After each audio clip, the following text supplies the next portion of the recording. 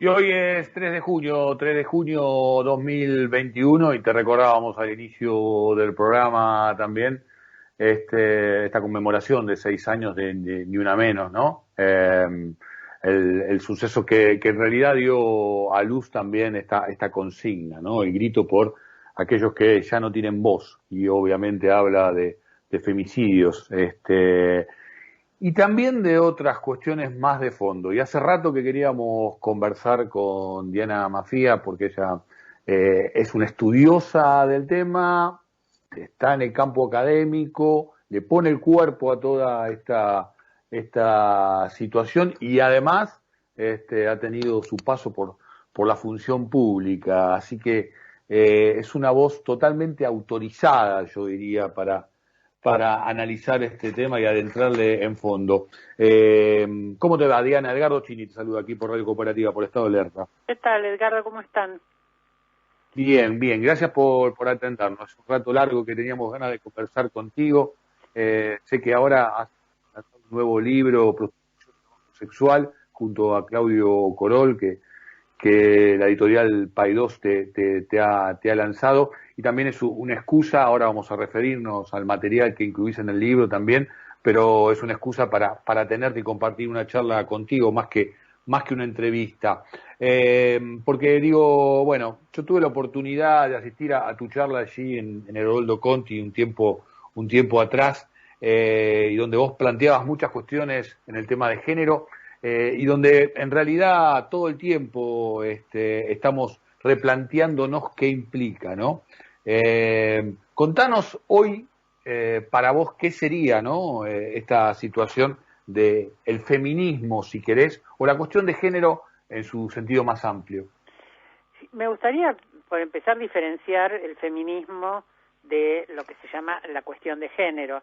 La cuestión de género tiene que ver con percatarse de las diferencias, de las desigualdades entre varones y mujeres, entre identidades trans y no binarias e identidades cis, prestar atención a esto como una forma de desigualdad y una forma muchas veces de obstáculo en el acceso a los derechos, y tomar las medidas necesarias como para producir igualdad allí donde hay diferencias de género, pero nos atraviesan muchas diferencias, y el feminismo, entre otras cosas, toma constancia de las diferencias intragénero, es decir, no todas las mujeres estamos igual, no todos los varones por su condición de varones están igual, no todas las personas trans están igual, y entonces tenemos que pensar qué otras desigualdades nos atraviesan en estas comunidades que siempre son diversas. Hay que pensarlas de manera diversa. Hemos pensado políticas públicas para atender cuestiones de violencia, es una de las cosas, por supuesto, que reclama el Ni Una Menos. Reclamó por una deuda del Estado, porque debía estar desde hacía muchos años haber un registro público de las múltiples formas de violencia para poder establecer mecanismos de prevención. Esto no se estaba cumpliendo, hubo muchos femicidios de personas muy jóvenes, de adolescentes, de niñas, y esto saturó la opinión pública, la tolerancia social, que es bastante amplia, a las muchas formas de violencia social que son incluso cotidianas, y hubo esta convocatoria. Aquí quiero hacer un reconocimiento a las comunicadoras feministas, porque en realidad nos veníamos reuniendo todos los días 3 de cada mes con la Casa del Encuentro, reclamando por los femicidios, por las desaparecidas en democracia, por las redes de trata y la explotación sexual, con lo cual vamos también al tema del libro, pero lo que no había ocurrido es que hubiera una conciencia social tan profunda, tan inmediata como ocurrió en el 2015, a raíz del femicidio de una chica muy joven de 13 años que estaba embarazada en manos de su novio y la familia de su novio, y esto produjo sobre otros femicidios que también eran de chicas muy jóvenes una conmoción social. Y las comunicadoras feministas en 3 semanas convocaron a una marcha, y eso, que era un pequeño grupo de mujeres, se transformó en cientos de miles de mujeres. Esa primera marcha fue sorprendente para quienes hacen décadas que caminamos el feminismo. esa marcha Ni Una Menos y luego lo que fue, por supuesto, la vigilia por el derecho al aborto fueron realmente conmovedoras por la enorme cantidad de convocatoria. Y ahí yo veo un cambio prácticamente cultural dentro del feminismo, ¿no? Los ciberfeminismos, los activismos juveniles, el cambio incluso en cuáles eran las mujeres que se sentían atraídas, conmovidas por estas situaciones, y también la concurrencia de travestis y personas trans en esa marcha, que tenían un cartel que decía basta de travesticidio. Yo trabajaba en ese momento con Loana Berkins en el Observatorio de Género en la Justicia, y ella ya iba con ese cartel, con esa demanda de distinguir cuáles son los sistemas de violencia diferenciales de las mujeres y de otras feminidades que no se corresponden con los cuerpos sexuados binarios. Entonces, yo creo que hay una evolución en los derechos humanos muy grande en este país, y que se ha visto en estas movilizaciones, después de además más de 30 años de encuentros nacionales de mujeres. En ese momento, en el 2015, acabamos de celebrar los 35 años del primer encuentro nacional de mujeres, que fue en el mes de mayo en el Centro Cultural San Martín. Hicimos un homenaje a las pioneras de ese encuentro, las organizadoras. Todas estas cosas me parece que son conmociones más contemporáneas de demandas que crecieron, que se amasaron durante largo tiempo en muchas formas de encuentro, pero que para la política se hicieron visibles cuando fueron multitudinarias. Y eso en parte lo permitieron las comunicadoras y comunicadores feministas y las redes sociales, ¿no? Sí, incluso esta cuestión de ponerlo en superficie, hacerlo visible, al punto que hoy hay un ministerio, ¿no?, que justamente nace para exponer este tema. Probablemente cuando superemos estas instancias, y ojalá que sea lo más pronto posible, pero uno tiende a pensar que va a llevar unos cuantos años, ya no exista más un ministerio que tenga que específicamente defender esta situación. Días pasados conversamos con la ministra Elizabeth Gómez Alcorta. Ella nos daba algunos datos en lo que tiene que ver con el promedio de vida, muy bajo en lo que tiene que ver con los trans, y también el porcentaje alto que al día de hoy sigue existiendo en la necesidad de ejercer la prostitución, no como, digamos, una decisión propia, sino como única forma de poder acceder a un medio de vida, ¿no? ¿Algo de esto vos abordás en tu libro, Diana?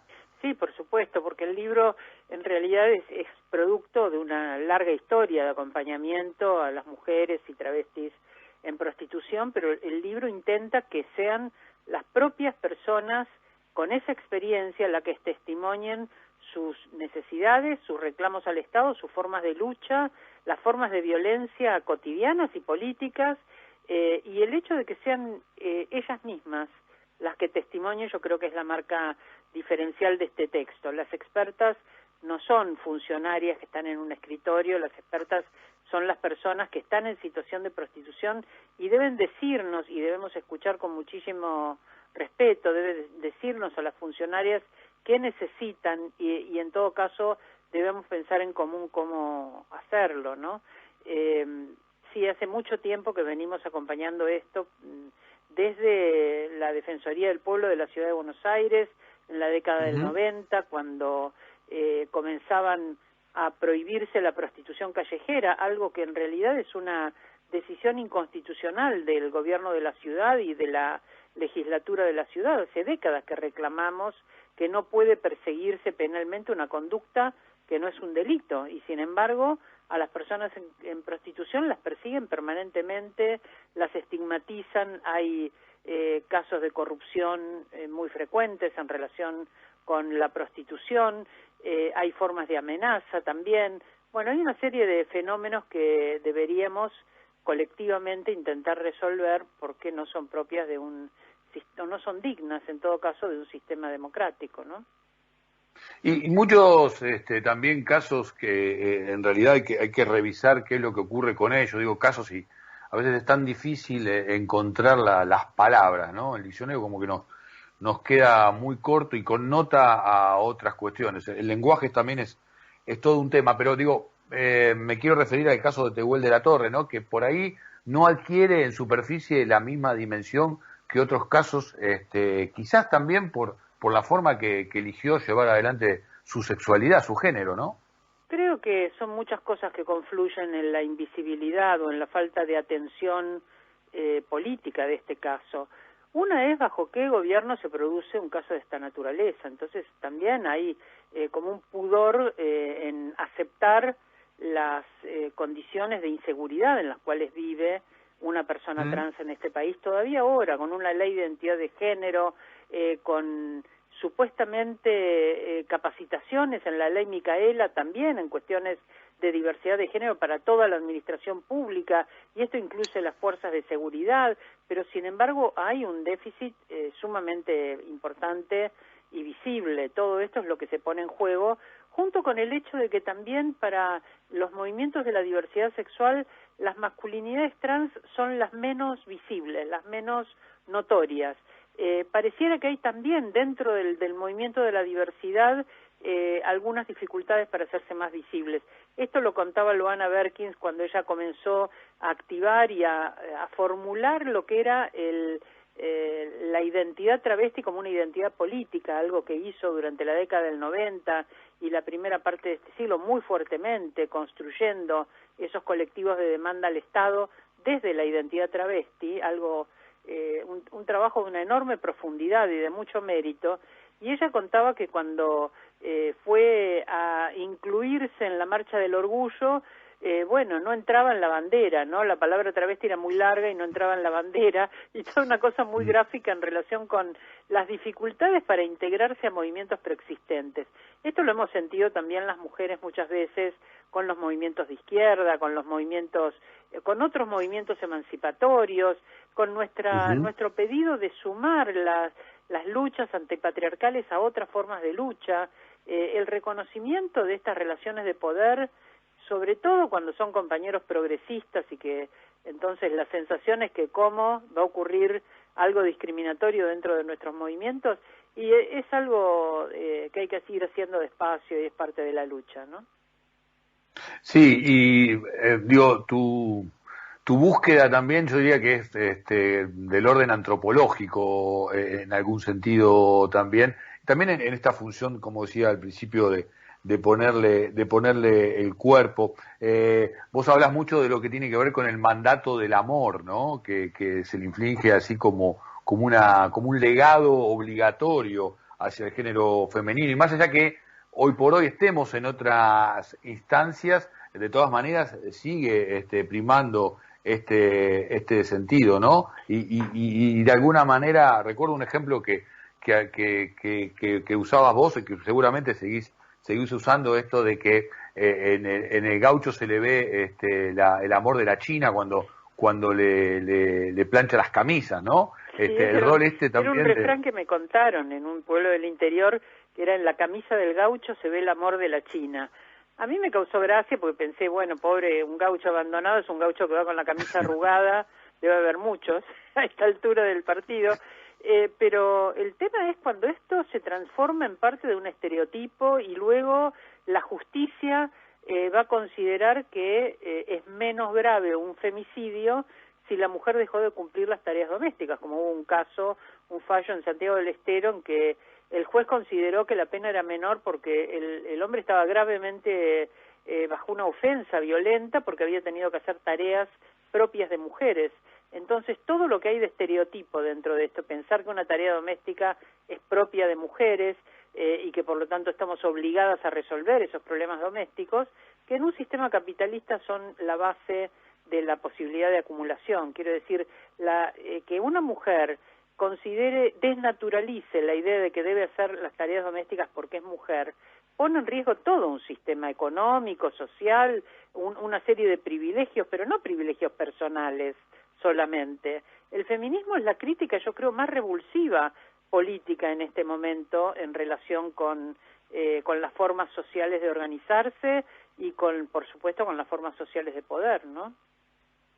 Sí, y en el campo, si querés, del orden de lo laboral, esta cuestión productiva y reproductiva, ¿no? Digo, el rol de la mujer en esta instancia también, y la no aceptación, digamos, y el rigor del mandato de esta tarea que debe cumplir, casi como una cuestión laboral, ¿no? El cuidado en la casa para que la fuerza del trabajo siga cumpliendo para lo que fue asignado, ¿no? Para que la fuerza de trabajo siga cumpliéndolo gratuitamente. Porque el punto es que si quien contrata tiene que pagar no solo el salario para mantenerse, sino también el salario para sostener, para transformar en alimento lo que se compra, para transformar en limpieza la casa que se habita, para limpiar la ropa, hacer la comida, cuidar los hijos, limpiar la casa.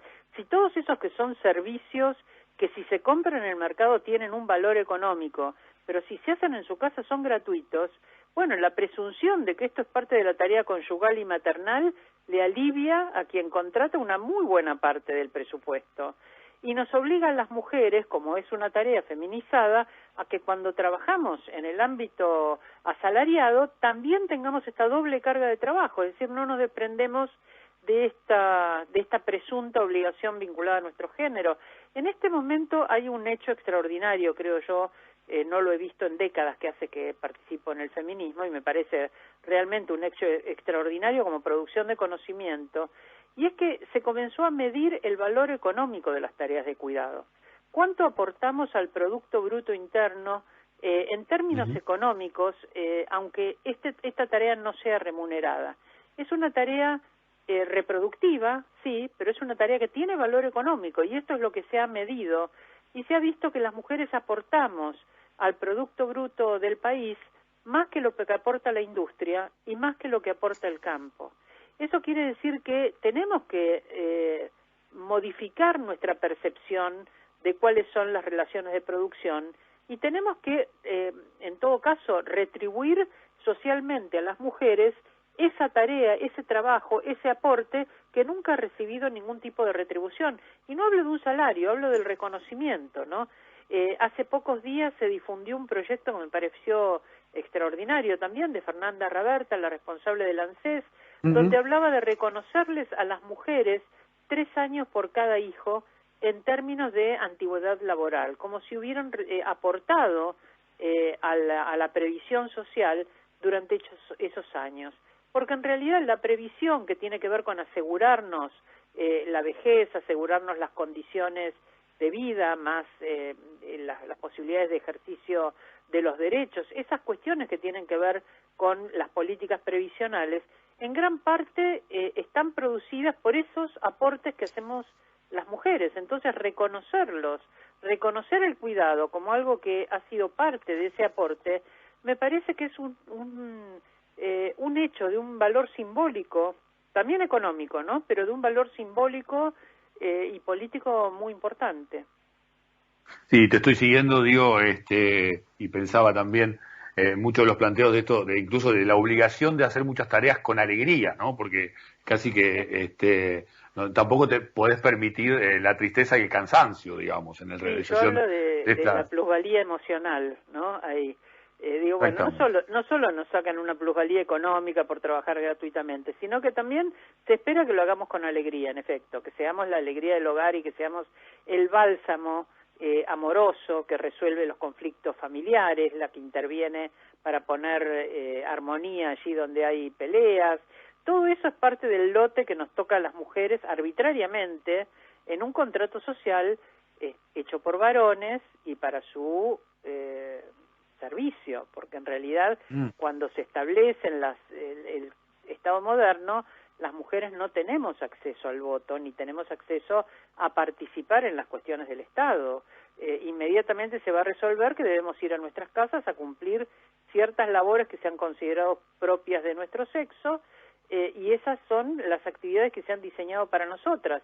Entonces, cuando las mujeres comenzamos a salir al ámbito público y comenzamos a reflexionar sobre la razonabilidad de estas distribuciones del esfuerzo y también de los beneficios, empezamos a ver que hay una injusticia y ese es, en cierto modo, ya desde el momento en que se constituye el Estado moderno, nace el feminismo como protesta a esta desigualdad, ¿no? Una desigualdad muy arbitraria. Sí, incluso en normativas, casi que nos estamos haciendo de tiempo, pero digo, casi también en normativas donde el lenguaje, nada, lo naturalizamos demasiado fácil, en pensar, por ejemplo, esto de asignaciones familiares, ¿no? También, que bueno, es una medida que en realidad uno lo ve como un avance social, pero también estigmatiza, ¿no? Bueno, la idea de asignación familiar era la idea de un estereotipo de familia que no se cumple en la enorme mayoría de los casos. La ciudad de Buenos Aires tiene un 40% de hogares que llamamos monomarentales, o sea, hogares a cargo de una mujer como única cabeza de familia, un único soporte económico de ese hogar, 40%. Entonces, ese modelo de un varón que provee, una mujer que cuida y una distribución de la tarea, una reciprocidad, una distribución de la tarea de protección, de cuidado, de las responsabilidades parentales, eso no se da. Y estoy hablando de responsabilidades parentales, que es un concepto del nuevo Código Civil, cuando hasta el año 1986, ya bastante avanzado el retorno de la democracia, recién allí logramos que se hablara de patria potestad compartida. La idea de patria potestad era la idea de que un hombre tiene a su hijo o hija como una especie de patrimonio y resuelve lo que le parece sobre sus hijos. Y las mujeres, a pesar de gestarlos, parirlos y cuidarlos, no teníamos ningún derecho a tomar decisiones sobre el destino de nuestros hijos. Eran decisiones que tomaba el padre y en todo caso, si podíamos estar en el mejor de los casos en armonía con esas decisiones, pero si había desacuerdo, nuestra opinión no importaba absolutamente nada. Entonces, pensar en una responsabilidad compartida es ya darles a las mujeres un reconocimiento de capacidad, porque siempre la presunción es que las mujeres somos incapaces como un menor de edad, incapaces como alguien que no tiene madurez racional, en todo caso menores de edad perpetuas, ¿no?, que deben ser protegidas bajo criterio de los varones, con el criterio de protección que ellos tengan, protegidas y cuidadas y decidir por ellas porque ellas solas no pueden, o nosotras solas no podemos, si me quiero incluir en este estereotipo, ¿no? Diana, gracias por compartir con nosotros este tiempo, tus reflexiones. Esperamos prontamente leer en profundidad tu nuevo libro. Te mandamos un beso grande. Muchas gracias por el laburo que haces. Que termines muy bien el día. Un abrazo, hasta pronto. Diana Mafía, pasó por aquí por Estado Alerta, pasó por aquí por la radio cooperativa. Una charla en extenso, pero esperemos que la hayan podido disfrutar.